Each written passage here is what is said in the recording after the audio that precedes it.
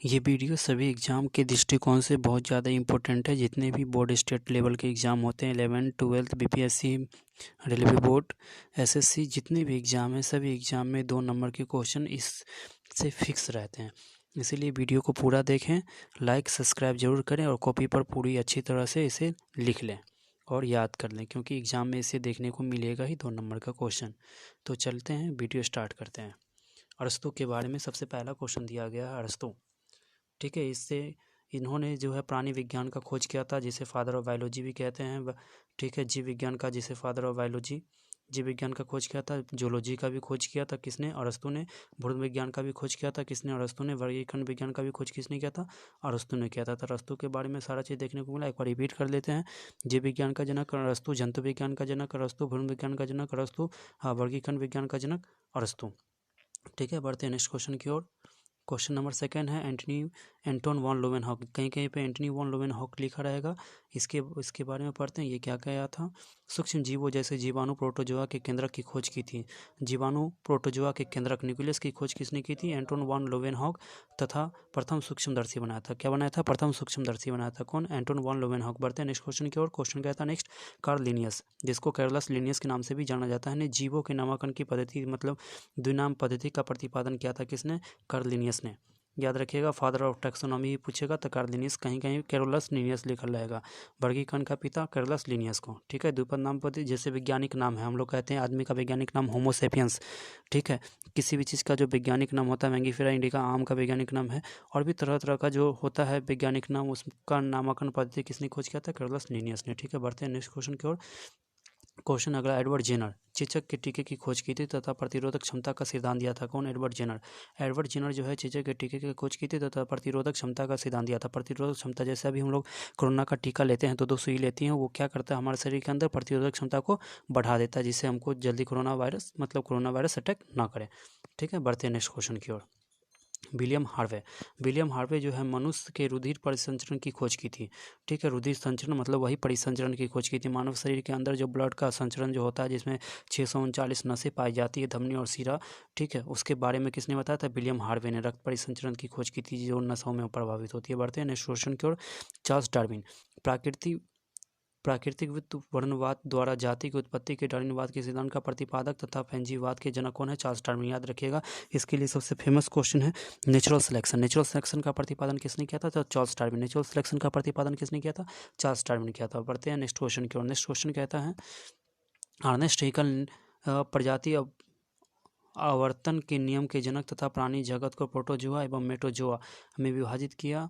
Ecology शब्द के जनक तथा वर्ग प्रोटिस्टा की खोज किसने की थी? तो अर्नेस्ट हैकल ने। किसने? अर्नेस्ट हैकल ने। याद रखिएगा, किसने इकोलॉजी शब्द का प्रयोग किसने किया? अर्नेस्ट हैकल ने। प्रोटोजोआ एवं मेटाजोआ के बारे में किसने बताया? अर्नेस्ट हैकल ने। ठीक है, बढ़ते हैं नेक्स्ट क्वेश्चन की ओर। फ्लेमिंग वाल्टर ने माइटोसिस तथा क्रोमेटिन शब्दों का प्रयोग किया था। किसने? फ्लेमिंग वाल्टर ने माइटोसिस तथा क्रोमेटिन शब्द का प्रयोग किया था। फ्लेमिंग वाल्टर ने माइटोसिस तथा क्रोमेटिन शब्द का प्रयोग किया था। बढ़ते हैं नेक्स्ट क्वेश्चन की ओर। डियूजिन ने जावा कपी मानव की खोज की थी। जावा कपी मानव की खोज किसने की थी? डियूजिन ने जावा कपी मानव की खोज की थी। बढ़ते हैं नेक्स्ट क्वेश्चन की ओर। ग्रेगर जॉन मेंडल, अनुवांशिकी के जनक तथा अनुवांशिकता के नियमों का प्रतिपादन किसने किया था? Gregor John Mendel. हम बताए थे मटर के पौधे पर अनुवांशिकी की खोज की थी ग्रेगर जॉन मेंडल। इससे पहले एक गॉस नामक वैज्ञानिक ने किया था, लेकिन वो असफल हो गया था। उसके बाद ग्रेगर जॉन मेंडल आया था। बढ़ते हैं नेक्स्ट क्वेश्चन की ओर। हेक्सले ने प्रोटोप्लाज्म को जीवन का भौतिक आधार बताया था। हेक्सले ने प्रोटोप्लाज्म को जीवन का भौतिक आधार बताया था। किसने? हेक्सले ने प्रोटोप्लाज्म को जीवन का भौतिक आधार बताया था। बढ़ते हैं नेक्स्ट क्वेश्चन की ओर। नेक्स्ट क्वेश्चन कहता है लैमार्क, लैमार्क ने लैमार्कवाद प्रस्तुत किया तथा उपार्जित लक्षणों की वंशागति का सिद्धांत दिया। बहुत ज़्यादा इंपॉर्टेंट क्वेश्चन है। उपार्जित लक्षणों का सिद्धांत किसने दिया था? लैमार्क। उपार्जित लक्षणों का सिद्धांत किसने दिया था? लैमार्क। उपार्जित लक्षणों का सिद्धांत Lamarck. Natural selection Darwin. Natural selection Darwin. उपार्जित लक्षण लैमार्क। बढ़ते हैं नेक्स्ट क्वेश्चन की ओर। नेक्स्ट क्वेश्चन कहता है लुई पास्चर ने आजीवाद जीवोत्पत्ति के सिद्धांत को प्रयोग द्वारा गलत सिद्ध किया। रोगाणुवाद के जनक तथा जीवाणुनाशक का नियम बनाया। कौन? Louis Pasteur. लुई पास्चर ने ये सारा चीज़ किया था। जीवाणुनाशक का नियम किसने बनाया था? तो लुई पास्चर ने बनाया था। बनते हैं नेक्स्ट क्वेश्चन की ओर। रॉबर्ट ब्राउन ने कोशिका में केंद्रक की उपस्थिति का वही प्रतिपादन किया। रॉबर्ट ब्राउन ने कोशिका में केंद्रक की उपस्थिति का प्रतिपादन किया तथा ब्राउनियन गति की खोज की? किसने? रॉबर्ट ब्राउन ने। बढ़ते हैं नेक्स्ट क्वेश्चन की ओर। नेक्स्ट क्वेश्चन कहता है स्लीडन तथा स्वान ने कोशिकावाद की स्थापना की। स्लीडन तथा स्वान ने कोशिकावाद की स्थापना की। बढ़ते हैं नेक्स्ट क्वेश्चन की ओर। वान बेनिडन ने कोशिका में सेंट्रोसोम की खोज की। वान बेनिडन ने कोशिका में सेंट्रोसोम की खोज की। बढ़ते हैं नेक्स्ट क्वेश्चन की ओर। क्वेश्चन कहता है नेक्स्ट अगस्ट वीजमान ने जर्म प्लाज्मा तथा आनुवांशिकी में जर्म प्लाज्म का महत्व दिया था। कौन था? अगस्ट वीजमान ने जर्म प्लाज्मा तथा आनुवांशिकी में जर्म प्लाज्म का महत्व दिया था। बढ़ते हैं नेक्स्ट क्वेश्चन की ओर।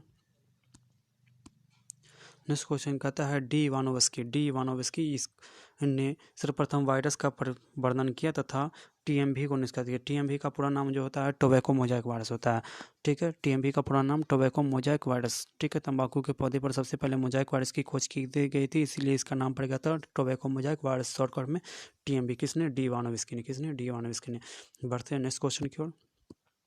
कार्ल लैंडस्टीनर ने रुधिर वर्गों की खोज की तथा 1930 गलती है, 1940 होना चाहिए,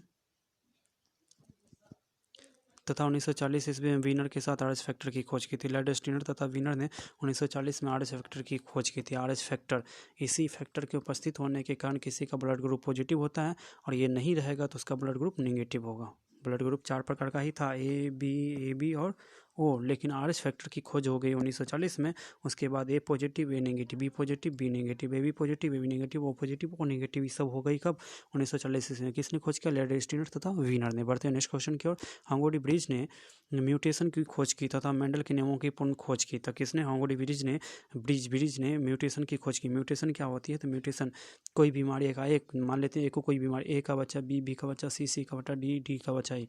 ठीक है, ए को कोई बीमारी नहीं, बी को नहीं है, का किसको हो गया? सी को हो गया, फिर सी से डी को ई को ई, फिर उसके बाद एफ को, और इसी तरह जब बढ़ते रहा, ठीक है, पीढ़ी दर फिर चलते रहा, तो उसी को म्यूटेशन कहते हैं। क्या कहते हैं? म्यूटेशन कहते हैं, याद रखिएगा।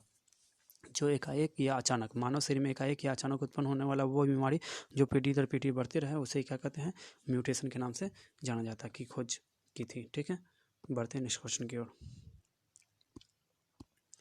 W.S. सटन ने आनुवांशिकी में गुणसूत्रों का महत्व तथा मियोसिस की खोज की थी। W.S. सटन ने आनुवांशिकी में गुणसूत्रों का महत्व तथा मियोसिस की खोज की थी। ठीक है, याद रखिएगा इस क्वेश्चन को। बढ़ते इस क्वेश्चन की ओर। नोल तथा रस्का ने इलेक्ट्रॉन माइक्रोस्कोप का आविष्कार किया था। नोल तथा रस्का ने इलेक्ट्रॉन माइक्रोस्कोप का आविष्कार किया था। नोल तथा रस्का ने इलेक्ट्रॉन माइक्रोस्कोप का क्या किया था? आविष्कार किया था। बढ़ते हैं नेक्स्ट क्वेश्चन की ओर। जॉनसन ने सर्वप्रथम जीन तथा फिनोटाइप शब्दों का प्रयोग किया था। जॉनसन ने सर्वप्रथम जीन तथा फिनोटाइप शब्द का प्रयोग किया था। जॉनसन ने सर्वप्रथम जीन तथा फिनोटाइप शब्द का क्या किया था? प्रयोग किया था। बढ़ते हैं नेक्स्ट क्वेश्चन की ओर। ए.आई. ऑपेरिन ने रासायनिक विश्लेषण द्वारा जीव की उत्पत्ति सिद्धांत का प्रतिपादन किया था। ए.आई. ऑपेरिन ने रासायनिक विश्लेषण द्वारा जीव की उत्पत्ति सिद्धांत का क्या किया था? प्रतिपादन किया था। ए.आई. ऑपेरिन ने रासायनिक विश्लेषण द्वारा जीव की उत्पत्ति सिद्धांत का क्या किया था? प्रतिपादन किया था। बढ़ते हैं नेक्स्ट क्वेश्चन की ओर।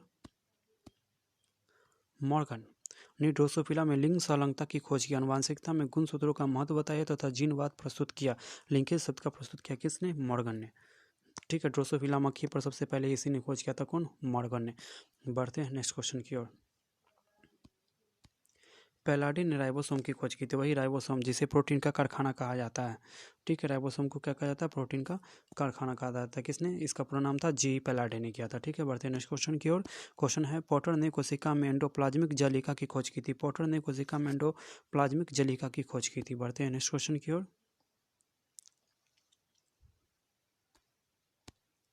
वाटसन तथा क्रिक ने डीएनए का मॉडल तथा द्विगुणित विधि का वर्णन किया तथा जीव की रासायनिक प्रकृति की खोज की थी। किसने? वाटसन तथा क्रिक, याद रखिएगा।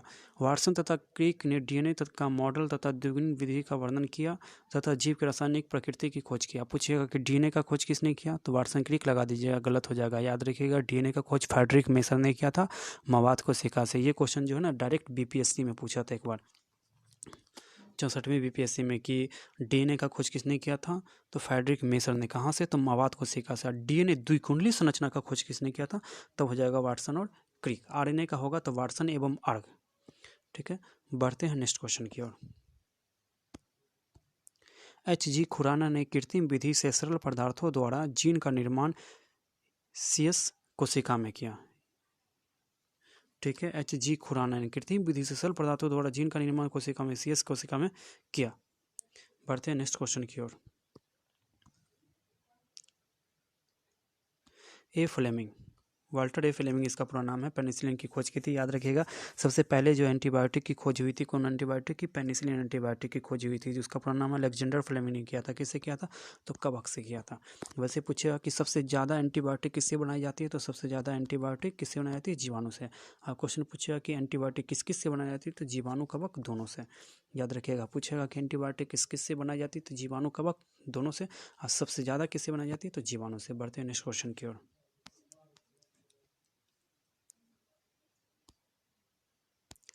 पैट्रिक तथा आर एडवर्ड ने प्रथम प्रकनली शिशु को जन्म दिया। तो हम बताए थे टेस्टी बेबी, इसी को कहा जाता है प्रकनली शिशु का इंग्लिश होता है टेस्टी बेबी। किसने जन्म दिया था? पैट्रिक तथा आर एडवर्ड ने प्रथम प्रकनली शिशु को क्या दिया था? जन्म दिया था। बढ़ते हैं नेक्स्ट क्वेश्चन की ओर।